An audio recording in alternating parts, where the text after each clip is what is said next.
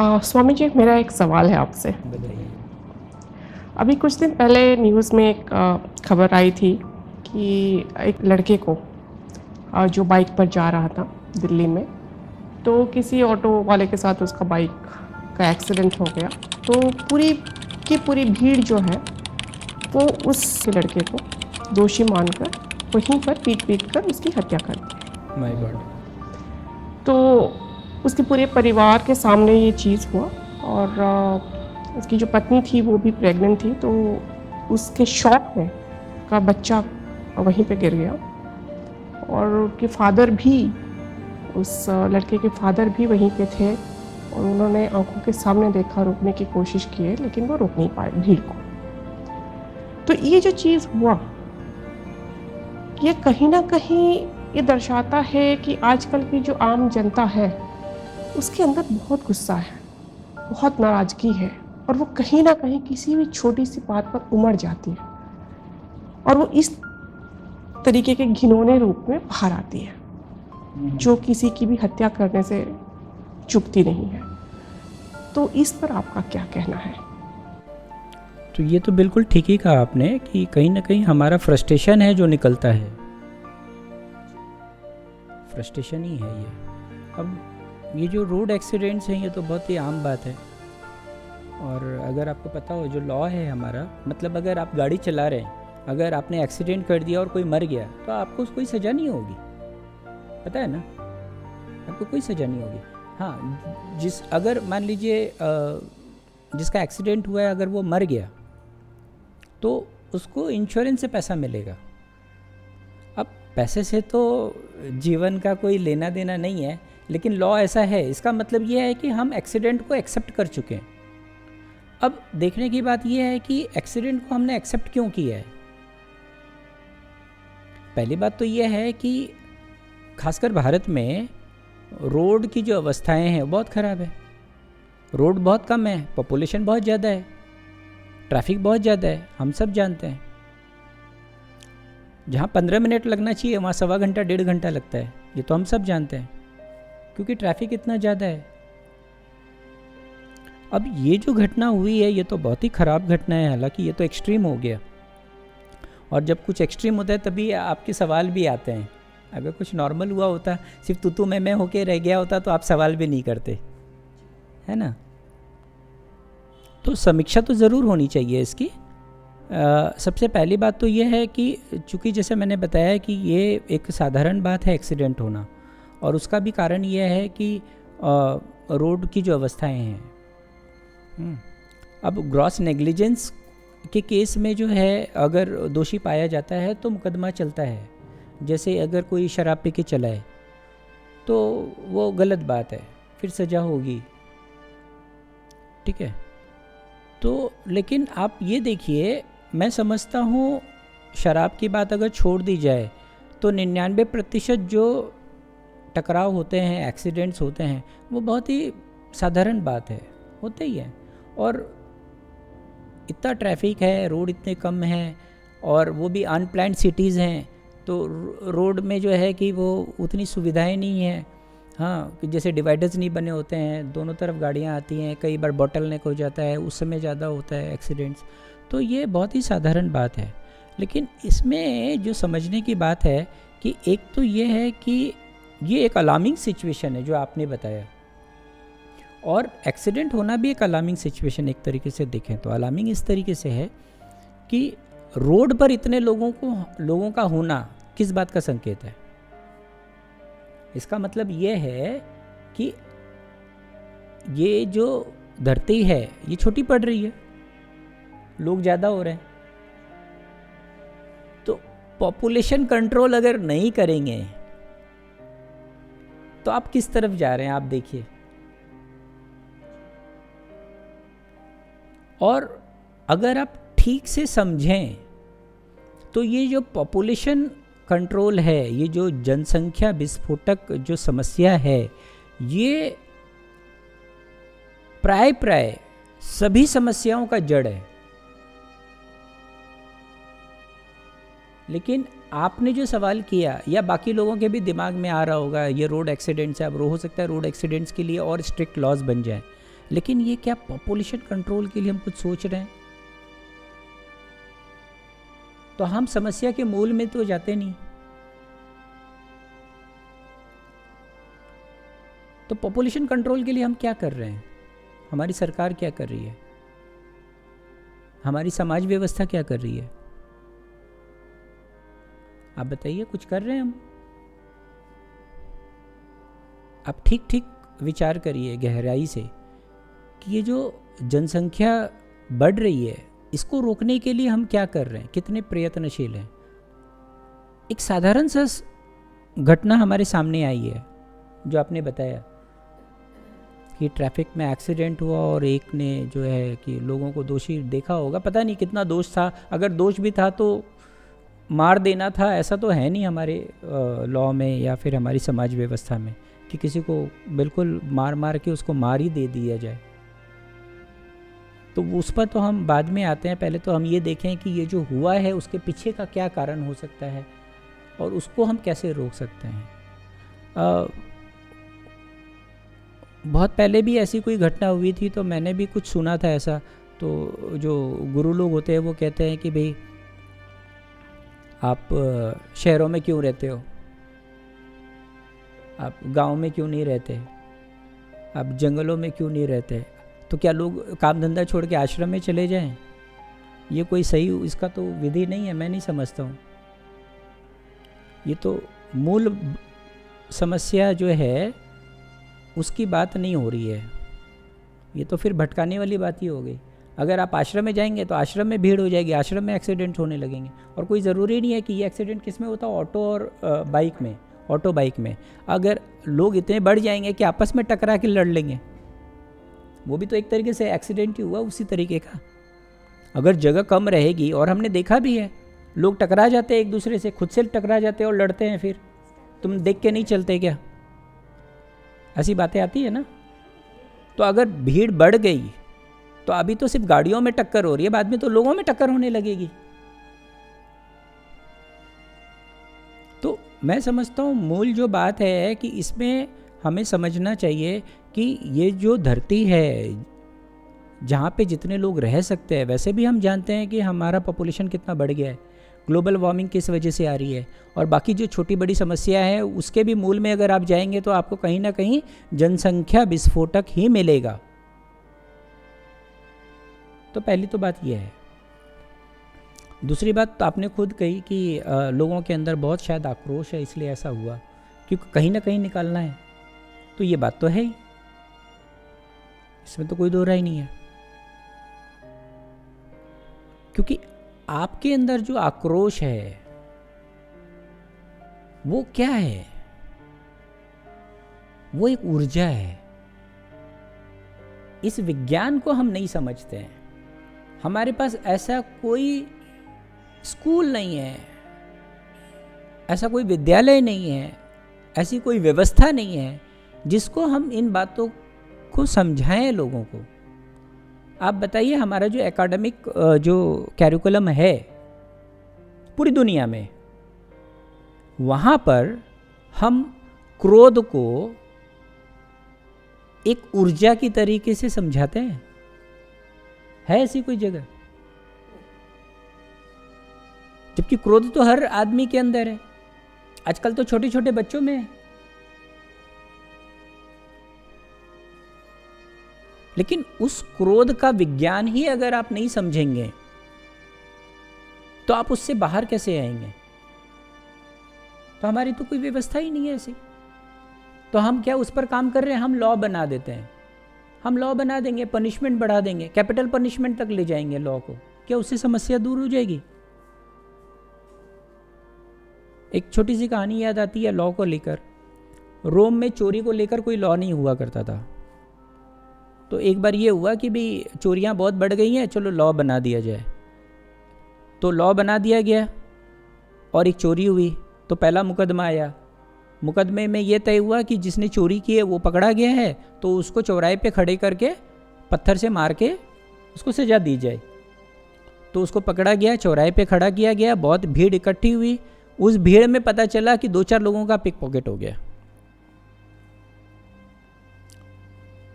तो लॉ बनाना तो समस्या का समाधान नहीं है। हम ट्रैफिक्स को लेकर क्या करते हैं, फाइन्स बढ़ाते जा रहे हैं। पहले 100 रुपये हुआ था, आजकल 1000 रुपये आपने कर दिया।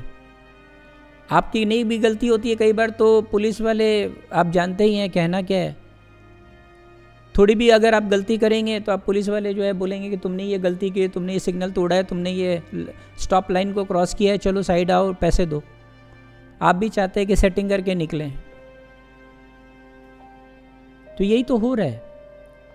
लेकिन हम समस्या के मूल में कहाँ जा रहे हैं, हम ध्यान की तरफ कहाँ जा रहे हैं। हम अपने जो जीवन में जो इतने ढंग के जो वृत्तियां हैं, इन वृत्तियों की बात कहाँ करते हैं। ये तो वृत्ति है, हम वृत्ति है इस बात को जानते ही नहीं कि क्रोध एक वृत्ति है। हाँ, कुछ लोग अगर आप प्रवचन सुनेंगे कुछ गुरुओं की, तो वो आपको ये ज़रूर कहेंगे क्रोध, मोह, माया, काम, ठीक है, आपको इन सब से दूर होना चाहिए, रखना चाहिए। अरे भाई, क्या कह रहे हो? आपने जन्म दिया है क्या?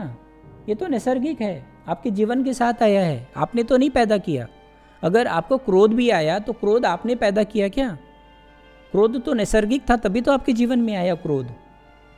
फिर क्रोध का प्रतिफलन ये हुआ कि आपने किसी को मार दिया, वो तो हम बाद में आते हैं उस पर। पहले तो आप क्रोध को समझ लें। आपके अंदर जो फ्रस्ट्रेशन भरा हुआ है, जो आपने उस दिन निकाल दिया इतने सारे लोगों ने रास्ते में, आपने जो घटना बताई है, मुझे ध्यान आता है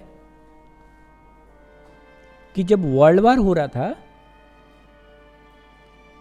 तो जो क्राइम्स हैं वो बिल्कुल न्यूनतम स्तर पे चले गए थे। मतलब जहां 100 होते थे वहां 4-5 होने लग गए।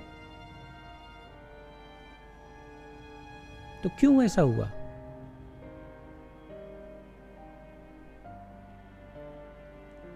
क्या है इसके पीछे का विज्ञान? जब विश्व युद्ध हो रहा था तो घटनाएं इतनी कम क्यों होने लग गई?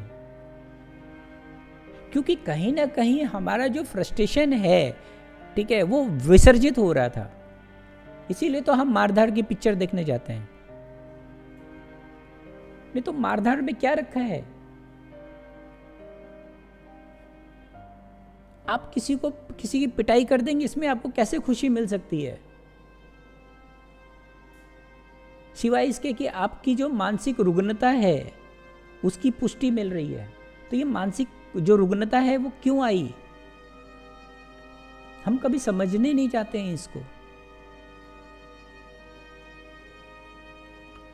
तो ये जो क्रोध है, ये एक ऊर्जा है। इस ऊर्जा का विसर्जन कैसे हो, ये ऊर्जा कैसे बनी, इसको समझने की ज़रूरत है। अगर ये समझ में आएगा और लोग अगर इस पर काम करना शुरू करेंगे, तभी ऐसी घटनाएं कम होंगी, बंद होंगी या नहीं होंगी। वरना ये होता रहेगा, इसको आप नहीं रोक पाएंगे। और इसका ये समाधान तो बिल्कुल ही नहीं है कि आप ऑफिस जाना बंद कर दें, या आप शहर छोड़ दें, या आप कलकत्ता रहना छोड़ दें, आप सेकेंड टियर या थर्ड टियर शहरों में रहने लग जाएं, या फिर आप बिजनेस करना छोड़ दें। हाँ, इसीलिए तो मैं कह रहा हूँ ना कि घटनाएं तो मैं बता रहा हूँ ना, आप वो छोड़ दीजिए। अगर आप आश्रम में रहने लगेंगे तो आश्रम में अगर भीड़ बढ़ गई तो आश्रम में भी होने लगेगा। और गाड़ियाँ छोड़ दीजिए, आपस में लोग टकराएंगे, उसमें भी होने लगेगा। और होता ही है ना। तो सबसे पहली बात तो देखने की यह है कि इसके जो मूल में जो कारण मुझे जो समझ में आ रहा है, पहला बात तो यह है कि ये जनसंख्या विस्फोटक है। इसको रोकना ही पड़ेगा, सबको मिलकर रोकना पड़ेगा। और कम से कम हर व्यक्ति को अपनी जिम्मेवारी लेनी चाहिए। कम से कम हम शादी नहीं करें, हम बच्चे पैदा नहीं करें तो एक ही करें, ऐसा प्रण हम लेते हैं क्या? बल्कि हम तो ऐसी व्यवस्था हम तो सुन रहे हैं कि अगर आपको हिंदुओं को बचाना है तो बहुत बच्चे पैदा करो, नहीं तो आप मुसलमानों के साथ कॉम्पीट नहीं कर पाओगे। ऐसी बातें आ रही हैं। क्योंकि मुसलमान जो है 4 शादी करते हो, 16 बच्चे पैदा कर रहे हैं, तो आप कॉम्पीट कैसे करोगे? और फिर वो सामने दिखता भी है अपेरेंटली कि भाई अगर उन्होंने जनसंख्या बहुत बढ़ा दी, मान लो ये बंगाल है, अभी उनकी जनसंख्या मान लो 25% है, कल की 51% हो जाए तो वो कहेंगे कि भाई इसको तो हमको अलग करो बांग्लादेश की तरह। तो ये तो स्वाभाविक दिखता है। तो लोगों को क्या नज़र आ रहा है? लोगों को नज़र आ रहा है अपने भी बच्चा बहुत पैदा करो। पर बात समझो आप, लेकिन मानवता के दृष्टि से देखो अगर आप, ठीक है, आप किस कंपटीशन की होड़ में जा रहे हैं? आपने एक नेगेटिविटी को दूसरे नेगेटिविटी से जोड़ रहे हो।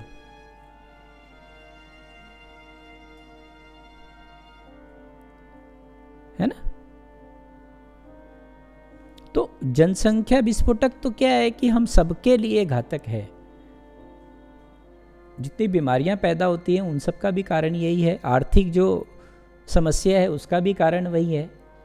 अभी आर्थिक समस्या की और विस्फोटक की मैं बात करूं, कुछ दिन पहले मैं गया था तो एक गांव गया मैं ऐसे ही, तो मैंने उससे पूछा कि ये खेत किसका है? उसने कहा कि मेरा है। तो मैंने बोला कि जितना दिख रहा है वो सब तुम्हारा है? बोला हाँ सब मेरा है। तो मैं बोला तब तो तुम्हारे पास बहुत पैसे होने चाहिए थे, तुम्हारे पाँव में चप्पल नहीं है, तुम्हारे शरीर पे एक अच्छा शर्ट नहीं है। तो बोला नहीं, ये हम लोगों के पूरे परिवार का है। तो मैं बोला ठीक है, परिवार का भी है तो परिवार भी तो समृद्ध होना चाहिए। बोला कैसे होगा? ये मैं उस परिवार की बात कर रहा हूँ जिसमें अब 84 लोग रहते हैं।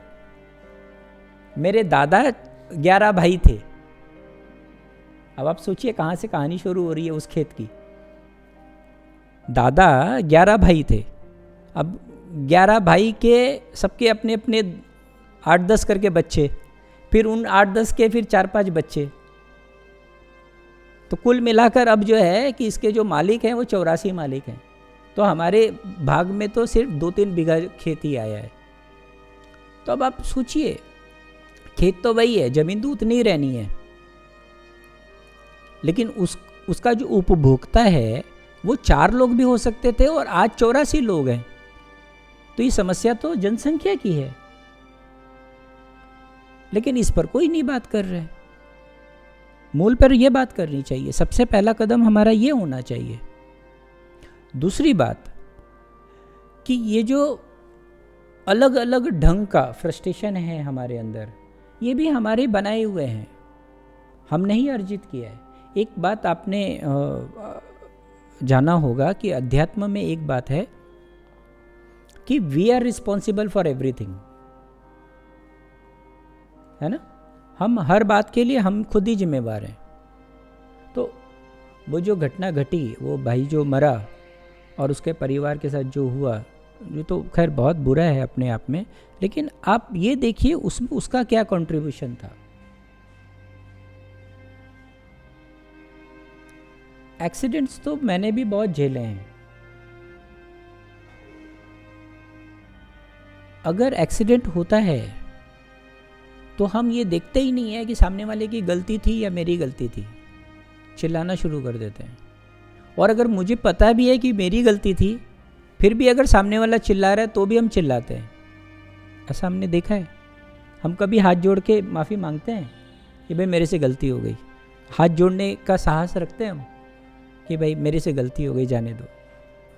नहीं, हम नहीं करते हैं। अगर कोई गाली दे दे तो हम तुरंत गाली देते हैं। कोई अगर ऐसे कर दे तो वो तो सिर्फ पोज बनाया है, हम तो लगा ही देते हैं उसको। डेली बेसिस पे आप देख रहे होंगे, आजकल तो बहुत बढ़ गया है, डेली बेसिस पे बढ़ गया है। जबकि लॉ ये है कि अगर एक्सीडेंट भी हो जाए, टूट फूट भी जाए, तो आप अपना इंश्योरेंस से क्लेम करो, भाई झगड़ा मत करो, जाने दो। लेकिन उसके बाद भी कई बार होता है कि नहीं, तुमने हमारा नुकसान किया है तो तुम भर के जाओ। अरे भाई इंश्योरेंस है, क्लेम कर लो, इंश्योरेंस प्रीमियम तुमने दिया है। नहीं, तुमने गलती की है। अरे भाई रास्ते पे तुम भी आए हो, मैं भी आया हूँ, हो सकता है मेरे से गलती हो गई हो, लेकिन तुम भी तो थे रास्ते में, तभी तो गलती हुई है, जानबूझकर तो किए नहीं। ये बात तो तय है। ये बात तो मेरे ख्याल से इस केस में भी हुई होगी। भाई गलती हुई होगी, मैं ये मानता हूँ कि गलती हुई होगी। देखिए, गलती होना एक बात है, जानबूझकर क्राइम करना एक अलग बात होता है। तो एक्सीडेंट्स तो जानबूझकर बुरा से बुरा आदमी भी नहीं करेगा, क्योंकि उसको भी डर रहेगा कि उसकी भी गाड़ी को नुकसान पहुंचेगा, उसके भी शरीर को नुकसान पहुंचेगा। तो कम से कम एक्सीडेंट के मामले में एक बात तो तय है कि आदमी से गलती हो सकती है पर जानबूझकर नहीं करता है ना। तो ये जो फ्रस्ट्रेशन से निकलता है ये तो कहीं ना कहीं हम सब के अंदर है। हम अपने हिस्से का गलती नहीं देखते हैं, हम खाली देखते हैं कि समाज व्यवस्था बहुत खराब है, लोग बहुत बुरे हैं, घोर कलयुग आ गया है। हाँ, हमेशा दोष दूसरों को देते हैं। मैं इस केस की बात नहीं कर रहा हूँ, मैं नॉर्मल बात कर रहा हूँ। इस केस में क्या हुआ मुझे ठीक नहीं पता है, पर मैं नॉर्मल बात कर रहा हूँ कि दोनों पक्ष बिल्कुल लड़ने के लिए तैयार रहते हैं। और यही कारण है वो जो क्रोध की जो शक्ति है उसको बल मिलता है, आप उसको पुष्टि देते हैं। आप वो एक आग है तो आप उसमें घी डालते हैं। अगर आप किसी से हाथ जोड़कर विनम्र भाव से गलती का उसके पांव छूकर अगर आप मांग लो, मुझे पता नहीं इस केस में क्या हुआ है, लेकिन अगर जिसकी भी गलती थी अगर उसने, मुझे लगता है अगर उसने पांव छूकर माफ़ी मांग ली होती तो शायद नहीं होता। हो सकता है सामने वाले की गलती हो, उसके बाद भी तो आप पांव छूकर माफ़ी मांग सकते हैं, पर हम ऐसा कभी नहीं करते हैं, मैंने नहीं देखा है। और हमें शुरुआत तो वहाँ से करनी चाहिए कि अगर कोई मदद करे तो आप उसको सैल्यूट करो। एक घटना मैं बताता हूँ, आपको अच्छा लगेगा। एक बार मैं ड्राइव कर रहा था, उधर से एक लेडी आ रही थी, एजेड लेडी थी। तो चूंकि वो एजेड लेडी था, मैंने बहुत दूर से देख लिया था, तो मैंने जानबूझ के जगह दी। हालांकि जाना मुझे था नियम के हिसाब से, लेकिन फिर भी मैं रुक गया, ठीक है, और मैंने उनको जाने दिया। तो वो जब जा रही थी तो उन्होंने ना ऐसे सैल्यूट किया, तो वो मुझे याद है वो पल, अभी तक मैं सहर गया कि देखो देखो कौन करता है, हम कितनी भलाई करते हैं। कितनी बार ऐसा हमारे जीवन में और भी हुआ है, लेकिन कभी किसी ने सैल्यूट नहीं किया। इसलिए मैंने भी आदत बना रखी है, अगर कोई मुझे जाने दे, कई बार होता है ना कि वो इशारा करता है कि भाई आप चले जाओ, तो हम भी नमस्कार करते हैं, प्रणाम करते हैं, अभिवादन करते हैं, पर हम वहाँ से शुरू ही नहीं करते हैं। अगर हम अभिवादन देना शुरू कर दें तो वो जो क्रोध, जो ऊर्जा है जिसकी हम बात कर रहे थे, जिसकी आप बात कर रहे हैं कि ये जो क्रोध की अभिव्यक्ति है वो इतनी बढ़ गई है, तो वो जो क्रोध की अभिव्यक्ति है वो बढ़ गई है क्योंकि हम आग में घी डालने का काम कर रहे हैं, पानी डालने का काम नहीं कर रहे हैं। अगर हम प्रणाम करना शुरू कर दें, नमस्कार करना शुरू कर दें, सदाचारी हम अपने जीवन में लाएं, तो हमारे जीवन में वो जो क्रोध है वो विलीन हो जाएगा। यहाँ पर एक घटना बताना चाहूँगी जो मेरे मित्र के साथ हुआ था। तो वो भी अपनी गाड़ी से जा रहे थे और सामने से एक और गाड़ी आ रही थी, तो थोड़ा सा ही टकरा गया था। तो वो सामने जो गाड़ी वाला था वो उतर के वही मारपीट के मूड में वो इनकी तरफ आने लगा और गालियाँ देने लगा। तो जो मेरे मित्र थे वो अपने गाड़ी से उतरे और उन्होंने को बोला कि सॉरी, मेरी गलती थी और ये मेरा फ़ोन नंबर है, आपको अगर किसी तरह का कुछ डैमेज हुआ है आपकी गाड़ी को या आपके शरीर को, तो आप इस नंबर पे हमको फ़ोन करिएगा और किसी तरह की कोई मदद की ज़रूरत है तो आप हमको बताइएगा। तो उस मोमेंट में वो जो दूसरा आदमी था जो बहुत क्रोध में था, वो अचानक उनके गले लगा और रो पड़ा। तो इस घटना से मुझे कहीं ना कहीं लगा कि कहीं लोगों के अंदर प्रेम की कमी तो नहीं जो इसका कारण है, कि उनको जो प्रेम मिलना चाहिए या किसी तरह का एक प्रेम का अभाव उनके जीवन में, तो वो क्रोध के रूप में इस तरह से विस्फोट होता है। देखिए, जितने भी धर्म हैं सभी एक ही बात, सभी में एक कॉमन है बात, वो है प्रेम। चाहे कोई भी धर्म हो, चाहे कोई भी मार्ग हो, चाहे कोई भी शास्त्र हो, उसमें एक बात तो है प्रेम। पथ अलग हो सकते हैं लेकिन प्रेम तो है ही, अनिवार्य रूपेण है। लेकिन ये जो प्रेम की बात हम करते हैं ये साधारण बात नहीं है, ये असाधारण बात है। कम से कम आज के युग में तो ये असाधारण है। होना तो चाहिए हमारे स्वभाव में प्रेम, लेकिन है नहीं, और ये आएगा नहीं ऐसे। कि मैं अगर कहूँ कि आपको कल से प्रेम करना है और आप प्रेम करने लग जाओ, ऐसा नहीं होगा। आपके शास्त्र में लिखा है कि आप, जैसे बाइबल में लिखा है लव योर एनिमी, आप अपने दुश्मन से भी प्रेम करो, आपने पढ़ लिया। लेकिन होली वॉर कितने हुए हैं पिछले 2500 वर्षों में? 3000 होली वॉर हो गए। उसी स्क्रिप्चर को लेकर लड़ाइयाँ हो गई 3000। तो ये कैसा प्रेम है?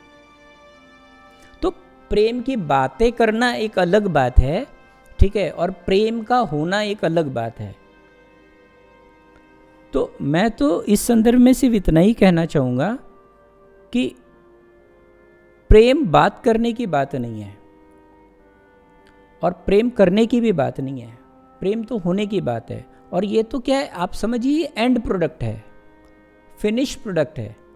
इसके लिए जो रॉ मटेरियल्स चाहिए इस प्रेम को बनाने के लिए, आपके जीवन में उतरने के लिए ये जो चाहिए, उसके जो रॉ मटेरियल्स, वो रॉ मटेरियल्स अगर है हमारे जीवन में तो ही वो फिनिश प्रोडक्ट बनेगा, वही नहीं है। तो प्रेम के लिए सबसे पहले तो हमें ये देखना चाहिए कि हमारे जीवन में वो रॉ मटेरियल्स की बात कहाँ है। हम तो जो रॉ मटेरियल्स है वो बारूद गोला दे रहे हैं और बात प्रेम की कर रहे हैं। इस घटना में जो हुआ वो तो बहुत साफ दिखता है कि प्रेम की कितनी कमी और प्रेम से रूपांतरण आ सकता है। बिल्कुल रूपांतरण आ सकता है। एक बहुत ही व्यक्ति जो बहुत ही क्रोधित है, अगर उसको भी आप गले लगा लो तो रूपांतरण आ जाएगा निसंदेह, क्योंकि ये एक ऊर्जा है। क्रोध भी एक ऊर्जा है। वो जो क्रोध है वो उसका रूपांतरण हो जाएगा। ये तो बहुत बड़ी घटना है, बहुत बड़ी सीख है।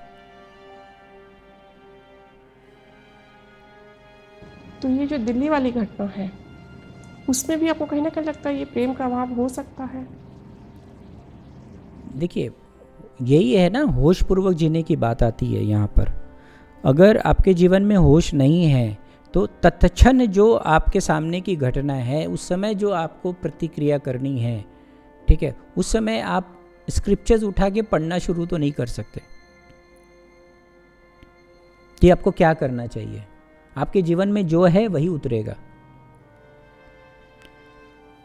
जरूर जिसने भी दो पक्षों ने यहाँ झगड़ा किया है, दोनों पक्षों ने जरूर झगड़ा ही किया होगा, प्रेम का अभिवादन नहीं किया होगा। ऐसा हो नहीं सकता है कि इन स्पाइट ऑफ कि मेरी गलती नहीं है, मान लो आपकी गलती है, लेकिन फिर भी आप चिल्ला रहे हो, फिर भी आप गालियां दे रहे हो, फिर भी आप मारने पे उतारू हो, और उसके बाद भी मैं अपनी गलती स्वीकार कर रहा हूँ, मैं माफ़ी मांग रहा हूँ, मैं आपके पाँव छू रहा हूँ कि भाई जाने दो, गलती हो गई, ठीक है। अगर उस लेवल पे जाकर अगर हम जिएं तो मुझे लगता है कि ऐसी घटनाओं से बचा जा सकता है। और वैसे भी देखिए, हर तरीके के लोग हैं। मैं ये नहीं कहता हूँ कि आप ये बात जो है आप हर किसी से अपेक्षा रख सकते हैं, कुछ लोग तो होते ही वही है। ये दुनिया तो क्या हर तरीके के लोगों से बना है और सबका अपना वैल्यू है। वो नहीं होंगे तो आप जैसे अच्छे लोग भी अच्छे नहीं कहलाएंगे, क्योंकि सभी अगर अच्छे हो गए तो आप अच्छे कैसे हुए? कुछ बुरे हैं तभी तो आप अच्छे हैं। तो मैं सिर्फ ये कहना चाह रहा हूँ कि ऐसा हो सकता है कभी कभी आपके जीवन में कि ऐसा बुरा घटना आ जाए आपके सामने कि जहाँ पे अनअवॉइडेबल हो जाए जो चीज़। मान लीजिए हो सकता है, ऐसा होता ही है कि भाई आपकी गलती नहीं है, आप समझाने की भी कोशिश कर रहे हो, आप माफ़ी भी मांग रहे हो, तो भी सामने वाला जो है कि आपके ऊपर चढ़ाई कर रहा है। तो देखिए, उसमें 2-3 बातें हैं। एक तो जैसा कि आपने वो जो उस बंदे ने जो ट्रिक किया आपके इस घटना में कि भाई उसने अपना कार्ड दिया, बोला जो भी डैमेज लगेगा मैं दे दूंगा। तो सबसे पहले तो मॉनिटरी लॉस आदमी देखता है। अगर आप राजी हो जाओ कि भैया जो नुकसान लगा है मैं तेरी गाड़ी नहीं बनवा दूंगा, चल भाई डेंटिंग पेंटिंग की ज़रूरत है लेकिन मैं पूरा रिप्लेस करके नहीं बनवा दूंगा, तो आप जानते हैं लोभ जो है वो क्रोध से बड़ा है। आप राजी हो जाओ यार, क्या है आपका थोड़ा नुकसान होगा, उसके बाद आप इंश्योरेंस कंपनी से क्लेम कर लेना उसके बिहाफ में। लेकिन आपको होशपूर्वक रहना होगा, आप क्या हमेशा होशपूर्वक हैं? क्या आपको किसी ने गाली दी और आपने प्रतिक्रिया नहीं की? आपको ये देखना होगा। क्या आप योग साधते हैं? क्या आप होश में रहते हैं हमेशा? ये समझने की बात है। और ये तो आपने रोड की बात करी है, ये तो रोज़मर्रा की ज़िंदगी की भी बात है। आप घर जाते हैं, आपने बीवी से आपने कुछ कह दिया, उसने कुछ और समझ लिया और वो आपके ऊपर बरस पड़ी, मान लो, होता ही है ना, रोज़ रोज़ की बात है। आप ऑफिस में जाते हो, आप कुछ कहना चाहते हो, सामने वाले ने कुछ और समझ लिया और आपको गलत समझ रहा है, ऐसा भी होता है। तो ये जो होश है ये मास्टर की है, ये आपको मास्टर की हमेशा आपके साथ रखना है। आपको हर प्रॉब्लम का सॉल्यूशन है, चाहे जो भी परिस्थिति आए सामने, चाहे जितना बुरा से बुरा व्यक्ति आए। और मैं मानता हूं कि अगर आप प्रति क्षण होश में हैं, प्रति क्षण अगर आप होश में हैं, तो अस्तित्व का नियम यह है कि आपका ऑरा इतना बड़ा रहेगा, इतना अच्छा और समृद्ध रहेगा कि गलत नेगेटिविटी भी नहीं आएगी, गलत लोग भी आपके पास नहीं आएंगे, गलत एक्सीडेंट होने का भी चांसेस बहुत कम है। और आप इतने शांत, इतने धीरे से बात करेंगे उससे, बहुत शांति से बात करेंगे, बहुत शालीनता से बात करेंगे, तो ऐसा नहीं है कि रेज जो है वो बढ़ेगा। ये बढ़ता तभी है जब हम कहते हैं कि नहीं, गलती तो मेरी है ही नहीं। तो मुझे लगता है कि ये जो होश है ये मास्टर की है, इसको आप हमेशा साथ में रखिए। और ऐसे कोई भी अनवांटेड सिचुएशंस आपके जीवन में अगर आए तो आप जो है इससे निपटने के लिए तैयार रहेंगे। धन्यवाद सौम्य जी।